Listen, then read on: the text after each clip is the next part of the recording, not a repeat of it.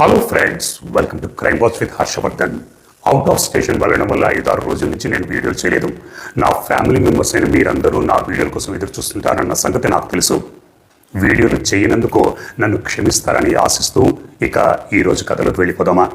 ఈరోజు నేను హృదయాల్ని హత్తుకునే ఒక కథ చెప్తాను. మనుషుల్లో మానవత్వం ఉందా, జంతువుల్లో మానవత్వం ఉందా అన్నది మీ అభిప్రాయానికి, మీ ఆలోచనలకే వదిలేస్తాను. ఈ వీడియోలో కనిపిస్తున్న చిన్న కోతిపిల్ల ఇప్పుడు ప్రపంచవ్యాప్తంగా ఫేమస్ అయింది, వైరల్ అయింది. ఆ కోతిపిల్లకు ఒక పేరు కూడా ఉంది. అదే పంచ్కోనా. పంచ్ అని ముద్దుగా పిలుచుకుంటున్నారు. ఇది జపాన్ కోతిపిల్ల. అఫ్ కోర్స్ మనమందరం కూడా కోతుల నుంచి వచ్చిన వాళ్ళమే. లక్షల సంవత్సరాల క్రితం కోతి నుంచి మనిషిగా రూపాంతరం చెందాడు. మానవ పరిణామ క్రమంలో ఒక కోతి నుంచి మనిషిగా రూపాంతరం చెంది ఇప్పుడు మనం 2026వ సంవత్సరంలో ఉన్నాం. ఒక మనిషిగా సైన్స్ పరంగా, టెక్నాలజీ పరంగా ఎంత అభివృద్ధి సాధించాడో నేను చెప్పాల్సిన పని లేదు. అలాగే మనిషిలో నేర ప్రవృత్తి పెరిగి నేరాలు, ఘోరాలు ఎన్నో చేశాడు, చేస్తున్నాడు, చేస్తాడు. కానీ కోతులు మాత్రం అలాగే ఉండిపోయాయి. ఒక విధంగా జంతువులు, కోతులు అదృష్టవంతులు.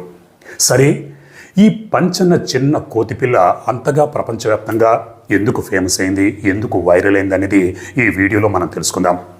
జపాన్లోని ఇచికావా సిటీలో ఒక చిన్న జూ ఉంది. పులులు, సింహాలు, ఏనుగులు లాంటి పెద్ద పెద్ద జంతువులు ఉండవు. చిన్న చిన్న జంతువులు, పక్షులు, కోతులు ఉంటాయి. 2025వ సంవత్సరం జూలై 26వ తారీఖు ఈ జూలోని ఒక కోతి చిన్న కోతి పిల్లకి జన్మనిచ్చింది. జూ సిబ్బంది దానికి పంచ్కోనా అని పేరు పెట్టారు. జనరల్గా మీరు కోతులు చూస్తుంటే తల్లి కోతులు తమకు పుట్టిన చిన్న బిడ్డల్ని తమ హృదయాలకి, గుండెలకి హత్తుకుని చెట్లెక్కినా, గోడలెక్కినా, ఎక్కడికి వెళ్ళినా తమతో పాటే తమ బిడ్డల్ని తీసుకెళ్తాయి.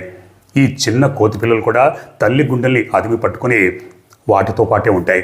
తల్లి కోతులు తమ బిడ్డల్ని లాలిస్తాయి, పుచ్చగిస్తాయి, పాలిస్తాయి.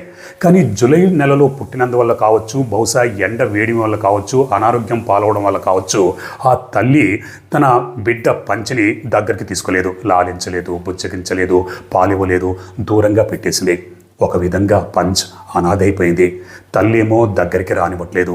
దాంతో దూరంగా, ఉదాసీనంగా, బాధగా, విచారంగా ఉండేది.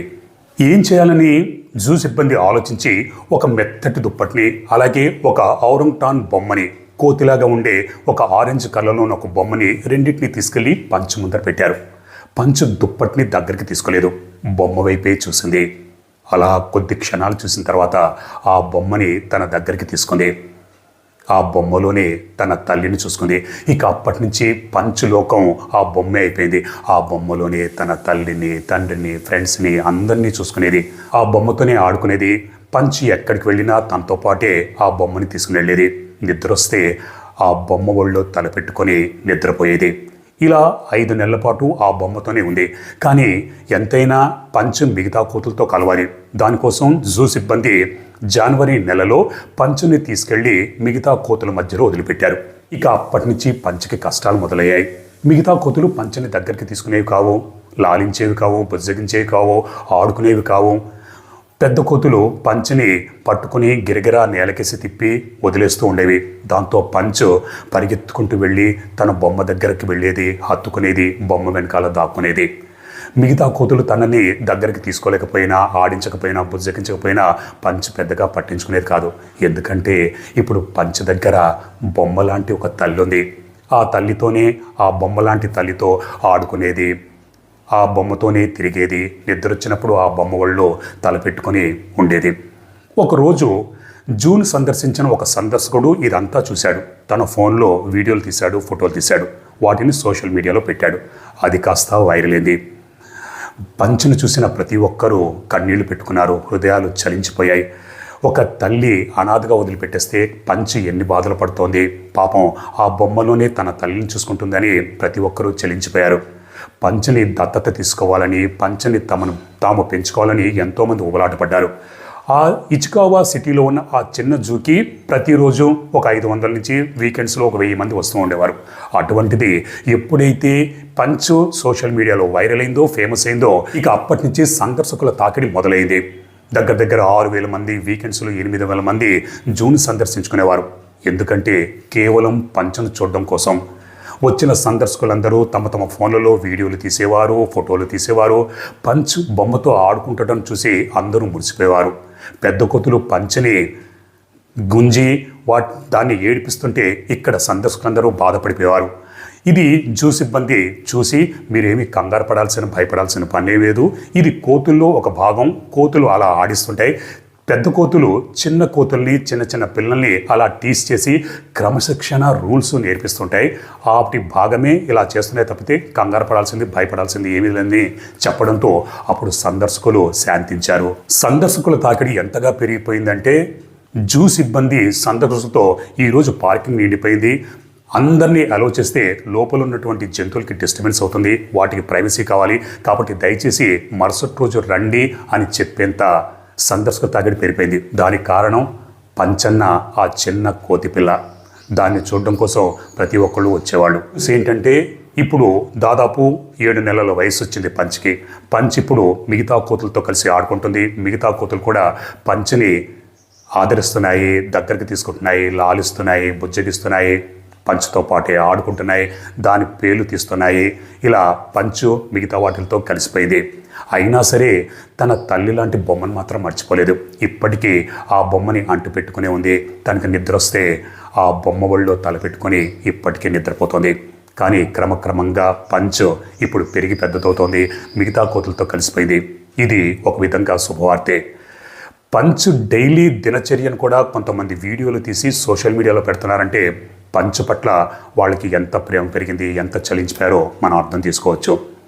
ఒక చిన్న కోతిపిల్ల ఎన్నో గుణపాఠాలు చెప్పింది. తల్లి దగ్గరికి తీయకపోయినా, అనాథగా ఉన్నా కూడా పంచ్ అధైర్యపడలేదు. ఒక బొమ్మలోనే తన తల్లిని చూసుకుంది, ధైర్యంగా పెరిగింది, మిగతా కోతులతో కలిసిపోయేలాగా తనను తానే అభివృద్ధి చేసుకుంది. ఆ చిన్న కోతిపిల్ల పంచ్ మొహంలో, దాని కళ్ళల్లో కనిపించిన ఆ బాధ, అర్థత, సంతోషం ఇవన్నీ చూసిన ప్రతి ఒక్కరు కూడా ఎంతో ముచ్చటపడ్డారు. ఎంతోమంది హృదయాలను కదిలించింది ఈ పంచనే 7 నెలల వయసున్న చిన్న కోతిపిల్ల. ఇప్పుడు మరో సంఘటన గురించి మీకు చెప్తాను. ఈ సంఘటన ఢిల్లీలో జరిగింది. ఢిల్లీలోని ముఖర్జీ నగర్లో ఒక పార్క్ ఉంది. ఆ పార్కులో ఈ నెల 20వ తారీఖు ఒక మహిళ ఒక మూలను కూర్చున్నది. ఆ మహిళ ఒళ్ళో దాదాపు 9 నెలల వయసున్న ఒక బిడ్డ ఉన్నాడు.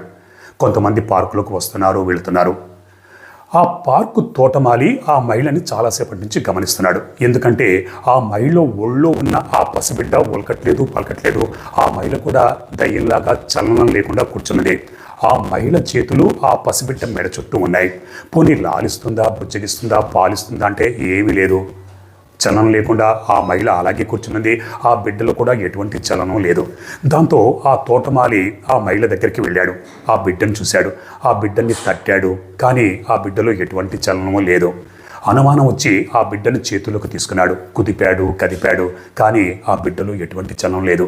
ఆ మహిళ కూడా సైలెంట్గా అలాగే దయ్యంలా కూర్చునుంది. దాంతో ఆ తోటమాలి పక్కనే ఉన్న 2-3 చెప్పాడు. అందరికీ అనుమానం వచ్చింది. దాంతో ఆ పిసబిడ్డని తీసుకుని దగ్గరలో ఉన్న హాస్పిటల్కి వెళ్ళారు. పరీక్షించిన డాక్టర్లు ఆ బిడ్డ ఆల్రెడీ చనిపోయాడని చెప్పారు. ఈ విషయం పోలీసులకు తెలిసింది. పోలీసులు పార్క్ దగ్గరికి వచ్చారు. కానీ ఆ మహిళ అక్కడే దయ్యంలా కూర్చున్నది తప్పితే పారిపోలేదు. పోలీసులు ఆ మహిళని అతి కష్టం మీద అడిగి పేరేంటో తెలుసుకున్నారు. ఆ మహిళ పేరు అంజు. ఎక్కడుంటుంది, ఇంటి అడ్రస్ కూడా తెలుసుకున్నారు. పోలీసులు ఆ ఇంటి అడ్రస్కి వెళ్ళి జరిగిన విషయం అంతా చెప్పేసరికి వాళ్ళు లబోదిబోమని ఏడ్చుకుంటూ హాస్పిటల్కి వెళ్ళారు. తర్వాత పోలీసులు వాళ్ళని అడిగితే జరిగిన ఒక హృదయ విదారకమైన సంఘటన గురించి చెప్పారు. ఈ అంజు ఒళ్ళో ఉన్న ఆ బిడ్డ తల్లి ఈ ముఖర్జీ నగర్కి దూరంలో వేరొక కాలనీలో ఉండేది. భర్తేమో గ్రీసులో పనిచేసుకుంటూ ఉండేవాడు. అప్పుడప్పుడు ఇండియాకి వచ్చి కొన్ని రోజులు ఉండి మళ్ళీ గ్రీస్ వెళ్ళిపోతూ ఉండేవాడు. కొంతకాలం క్రితం ఇండియాకి వచ్చాడు. తన భార్య, కొడుకుని చూసుకున్నాడు. తర్వాత గ్రీస్ వెళ్ళిపోయాడు. ఆ భార్య ముఖర్జీ నగర్లో ఉంటున్న తన తల్లిదండ్రుల దగ్గరికి వచ్చింది.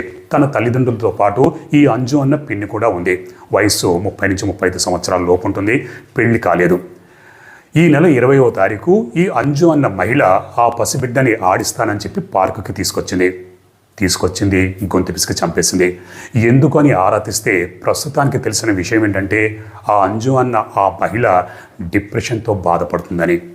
డిప్రెషన్తో బాధపడితే చిన్న పసిబిడ్డని ఆ విధంగా చంపేస్తుందా?